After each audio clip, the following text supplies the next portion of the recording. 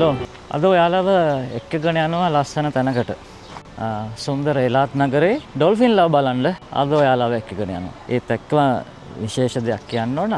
මේ ඩොල්ෆින් රීෆ් එක තියෙන්නේ රතු මුහුදේ. රතු මුහුදේ සහ යුදෙව්වන් සමග තවත් කතාවක් තියෙනවා. ඒකත් මම මේ වීඩියෝ එක අතරතුර කියන්න. බලන්න මේ ලස්සන තැනක්. අපි දැන් මෙතන ඊශ්‍රායලෙ ඉන්න වැඩ කරන්න අය එනවනම් ෂෙකල් 74ක් යනවා ටිකට් එකට. ඒගොල්ලන්ට මෙතනින් ගන්න පුළුවන් ටිකට් එක ෂෙකල් 74ක් වෙනවා.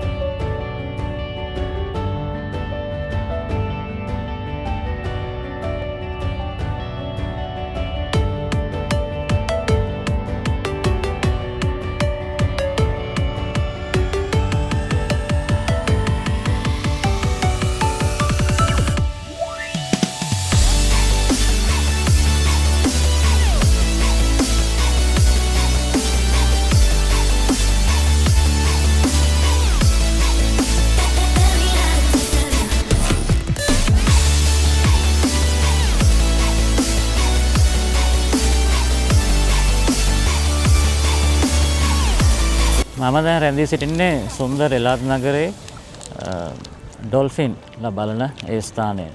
බලන්න මේ ලස්සනට හදලා තියෙන ලස්සන ස්ථානයක්. අපේ ලංකාවටත් මේ වගේ තැනක් කොහේ හරි හදාගන්න පුළුවන් නම් ඇත්තටම සංචාරක කර්මාන්තය තවත් වැඩි දියුණු කරගන්න පුළුවන් කියලා මම විශ්වාස කරනවා.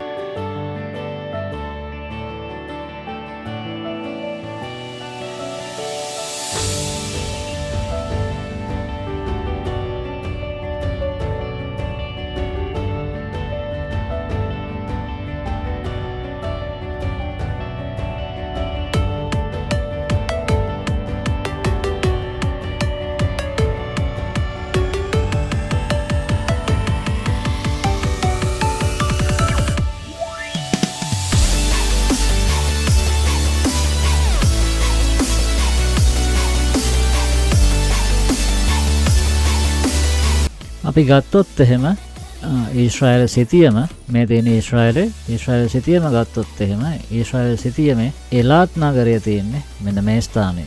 එතකොට මම මේ දැන් රැඳී ඉන්නේ මේ ඩොල්ෆින් රීෆ් කියන මේ ස්ථානයේ. මේ තියෙන්නේ අකබා බොක්ක ගල්ෆ් ඔෆ් අකබා කියලා කියනවා. Gulf of Aqaba. එතකොට මේ ස්ථානයේ ඔබ දැන් දැක්කා මුහුදේ සාමාන්‍යයෙන් රැළ ආවට මේකේ රැළ නගින්නේ නැහැ. ඒ මෙතන මේ විශාල බොක්කක් තියෙන නිසා.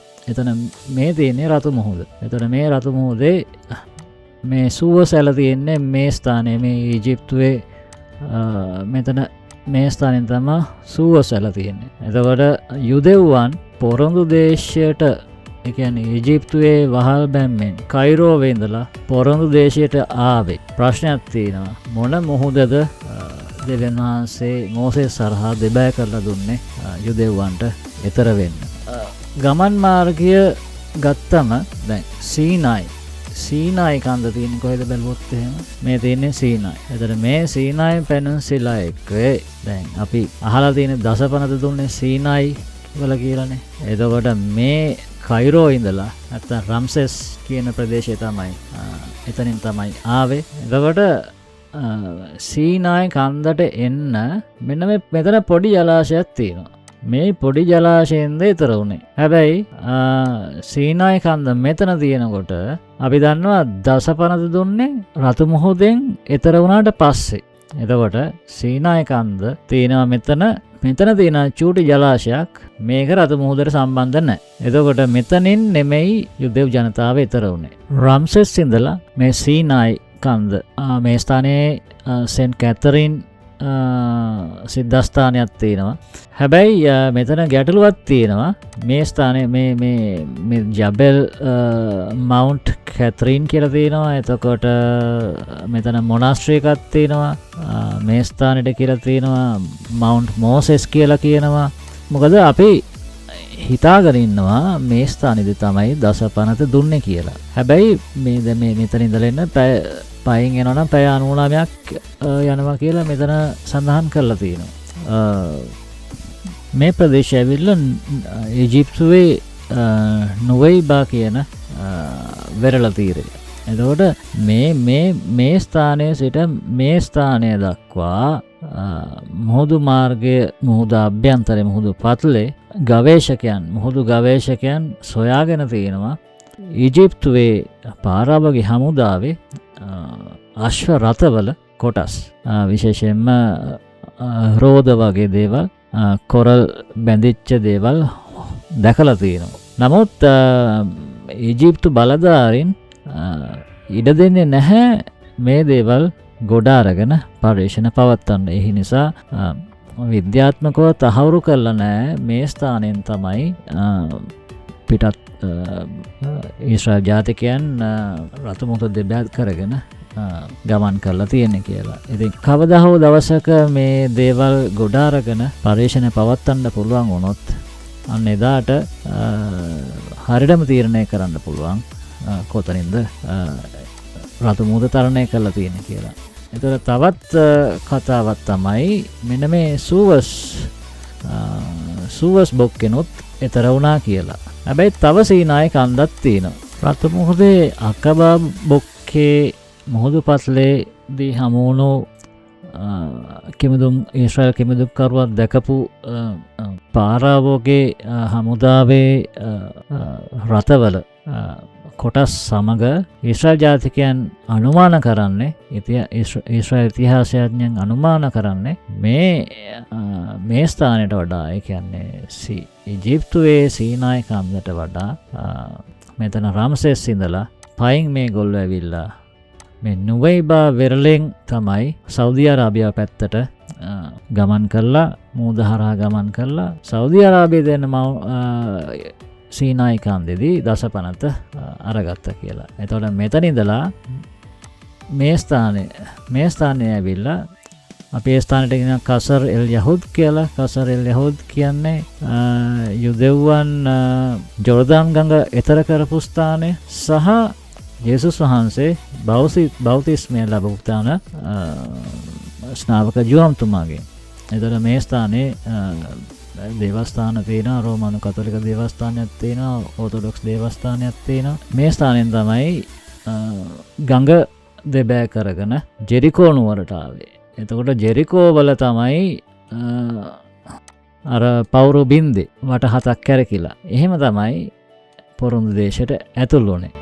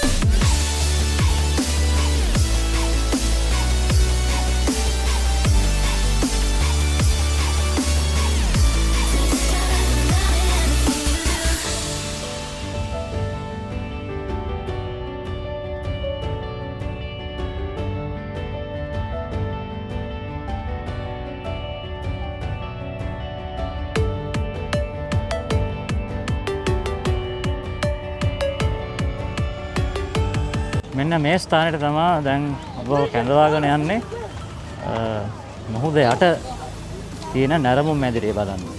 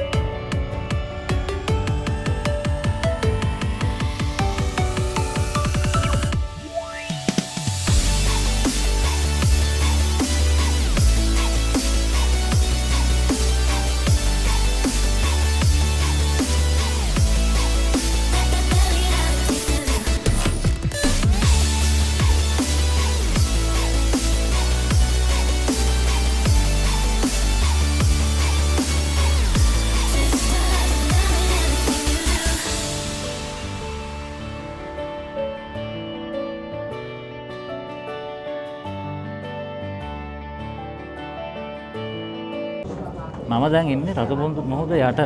මෙතන මුහුද යට නැරඹුම් මැදිරිය. ඇත්තට මේ ස්ථානයේ ස්වභාවික කොරල් සහ ස්වභාවික මත්ස්‍ය විශේෂ දකින්න ලැබෙනවා. මේ ස්ථානයේ විශේෂයි කියන්නේ දැන් අපේ ලංකාවේ නම් එහෙම මේ වගේ තැනක් අපිට හදන්න බෑ. පරිසර වේදීන් එතකොට ඔය කට්ටිය ඇවිල්ලා ඒවට මොකක්ද කියන්නේ? ඒවට බාධා කරනවා. ඇත්තටම මේ ඊශ්‍රායලයේ මේ ස්ථානයේ එලාත් නගරේ සංචාරක මධ්‍යස්ථානක් එලාත් පුරවරය කියන්නේ. එතකොට මේ සංචාරක මධ්‍යස්ථානයේ මේ ස්ථානයේ ඉතා ආකර්ෂණීය තැනක්. ඉතින් මේ ස්ථානයේ බලන්න මේ ස්වභාවික කොරල් ස්වභාවික මත්ස්‍ය විශේෂයන් රතු මුහුදට පමණක් ආවේනික මත්ස්‍ය විශේෂයන් විශාල ප්‍රමාණයක් මේ ස්ථානයේ දකින්න ලැබෙනවා. ඇත්තටම ඊශ්‍රායල් ජාතිකයන් මේ ස්ථානය ගොඩනගලා තියෙනවා අපූර්වට. මේ කොරල් පද්ධති වලට වෙන හානිය අවම වන විදිහට පරිසරයට වෙන හානිය අවම වන විදිහට මේ ස්ථානය ගොඩනගලා තියෙනවා. ඇත්තටම ඒක හරි විශේෂ දෙයක්. ඇත්තටම මේ ලංකාවේ මීට වඩා ගොඩක් දේවල් තියෙනවා මුහුද යට මම හිතන්නේ.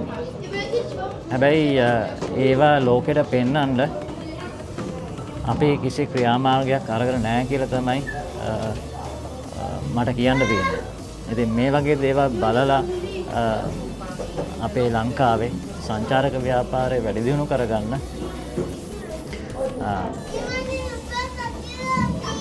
විශේෂ අවස්ථාවක් කරගන්න පුළුවන්.